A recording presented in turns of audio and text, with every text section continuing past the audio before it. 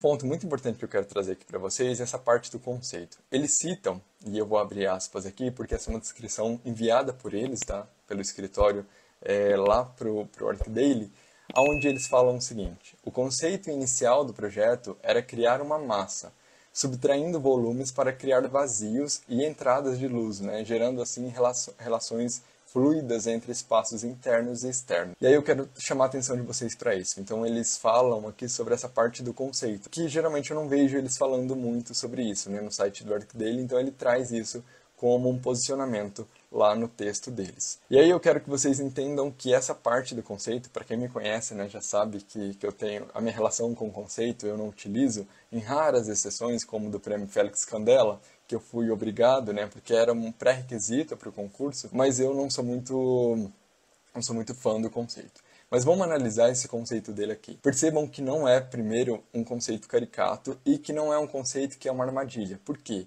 Porque, vamos analisar aqui com calma. Então, é um conceito que ele está colocando como estabelecendo um volume, né? Então, ele pega um volume que é massivo e ele vai aparar isso, fazer essas subtrações e essas adições para que ele consiga moldar essa volumetria. E aí eu vou aqui já dar um spoiler, né, e acrescentar uma informação que eu não dei até então, que a gente tem algumas vistas para o mar, tá? Então por isso que ele coloca essa questão da subtração e vocês vão entender isso aqui em alguns diagramas. Eu vou até passar aqui para essa imagem para que vocês vão já se adaptando, né, se familiarizando com esse projeto.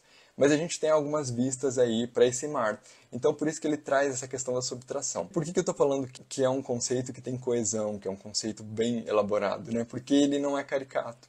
João, o que seria um conceito caricato? Seria um conceito que não teria robustez e que, para além disso, seria uma armadilha do ponto de vista de concepção de projeto. Então, pensa o seguinte, para dar um exemplo aqui para vocês. Vamos pensar na biomimética. Então, imagina que você tem um projeto e nesse projeto você olha uma folha no chão e você vai falar assim, olha que linda essa folha, vou fazer uma cobertura com esse formato.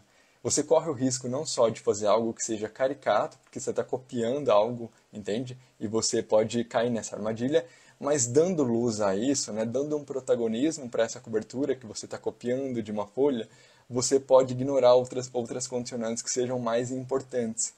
Eu não diria que fosse, não sei se na verdade seria até um conceito ou se na verdade seria mais uma resposta a uma condicionante. E a gente vai entender isso mais para frente. Por quê? Porque ele tem um alvo, ele tem uma condicionante específica, que é essas vistas, ele dá protagonismo para isso, do ponto que ele fala, olha, eu tenho um mar à frente e eu preciso estabelecer esse vínculo com esse mar, eu preciso emoldurar essa paisagem nessas vistas. Então, para mim, é mais uma resposta para uma condicionante do que um conceito em si, sabe? E a gente tem que pensar também sempre em conceito, né? E já falei isso para vocês também, que o conceito ele é uma ferramenta para startar uma ideia, né? A arquitetura, ela flerta muito, ela tem muito essa linha tênue com a construção civil. Então, lá na docência, né, lá na faculdade, eles utilizam essa ferramenta para que a gente desvincule um pouco desse acesso à construção civil, para que a gente para que a gente tenha um acesso um pouco mais à criatividade, para que a gente dê asas à imaginação e crie algo que não seja tão próximo à engenharia. Então se coloca, né, esse conceito para que a gente saia desse lugar, lembrando que a gente não tem repertório no início da faculdade. Então o conceito às vezes ele é bem-vindo, mas às vezes ele pode cair como uma armadilha. Aqui no caso ele foi muito bem-vindo. E aqui a gente tem o paisagismo, né? Na verdade, eu quero aqui trazer para vocês uma definição importante quando a gente toca nesse ponto do paisagismo. Lembrá-los que paisagismo vai muito além da vegetação. Talvez a vegetação seja um dos pontos fundamentais, né? Seja o eixo, na verdade, do paisagismo, a vegetação. No entanto, não é a única coisa. Quando a gente pensa no paisagismo, a gente tem sempre que lembrar que paisagismo também ele vai abordar o desenho da paisagem, mobiliário urbano, mobiliário residencial também, né? Por que não de uma casa? Essa forração, tudo isso para além, né? Tem outras coisas também, vai englobar esse paisagismo. Então percebam aqui, primeira coisa, que a gente tem um paisagismo adaptado. Então aqui nessa imagem, ó, a gente percebe, né, que a gente não tem aquela vegetação caricata, né, de gosto estético duvidoso. Ou seja, o que seria isso, João?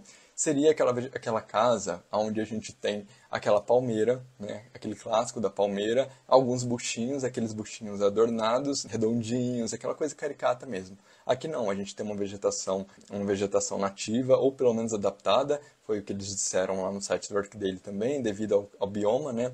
Eu pesquisei, por mais que eu tenha feito essa pesquisa, eu não encontrei o bioma específico, mas eles dizem que são adaptadas, né? Então a gente tem cactos, a gente tem muito próximo à caatinga, né? Que é essa vegetação. E percebam também que a gente tem areia, então a gente não tem grama, a gente tem uma forração completamente diferente. E aqui eu trago um ponto para vocês, que eu queria até comentar. Uma vez eu vi uma live do Lins Arquitetos, né, que é composto pelo George e a Cíntia, e eles trouxeram uma coisa em um projeto que eu achei fantástica. Eles pegaram cacos de telha, fizeram a forração com cacos de telha, que eram resto de uma obra. E eu achei fantástico isso, porque é isso, a gente tem que pensar nessa forração que ela tem uma função, e a função dela, primeiro, é proteger o solo de erosão, e também pode ser, dependendo da situação, reter umidade. Né? Aqui eles utilizam a areia, então perceba que a gente não tem grama, perceba a linguagem mesmo, né, da comunicação desse paisagismo, tá? Para além desse aspecto, né, desse ganho também, que é super importante pensar na irrigação, na poda, na manutenção desse lugar.